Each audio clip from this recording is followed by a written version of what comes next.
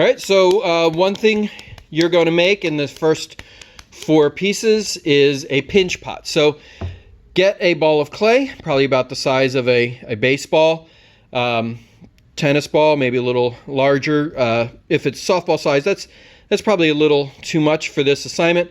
But I want you to first off wedge it, get all the air bubbles out, and then smooth out any cracks or crevices that you may have, because if you don't in this process, they are going to get a little bit larger. So once you have that done, next thing you do is just take your thumb, just shove it right in the center.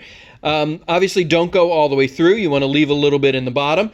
And then these 4 fingers here, you're just going to close them up and use them kind of like as a mitt. And you're just going to press against your fingers like this, right? Press and turn, press and turn, press and turn. It's a slow process. I'm going to move this out of the way because it's starting to twist it, but it's a slow process, and you're expanding the clay. You're not going to get the walls as thin as you want in one press, right? You're not going to press it super thin immediately. You're going to slowly do that by pinching and turning, pinching and turning. Now, a few things that are happening here. At some point, I'm keeping it down on a board here so that the bottom is flat. I'm going to drag my thumb across the clay on the inside and then pinch and sort of rotate up and in, and that'll keep this from spreading out too wide. And eventually, that's also going to give me some height. But what I'm looking for in this assignment is for you to control the clay, to control it from opening up into a low, wide form. The taller, the more narrow, the better. The thinner the walls, also, the better.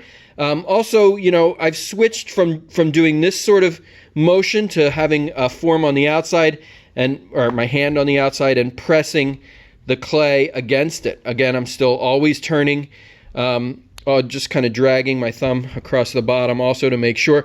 I would like your bottom to be nice and flat and your walls to be nice and straight up and down. And then right in here where the floor meets the walls, it's going to be a right angle. And I'll cut it in half and I'll show you in a minute. But generally, if you can take a softball amount of clay and go ahead and open it up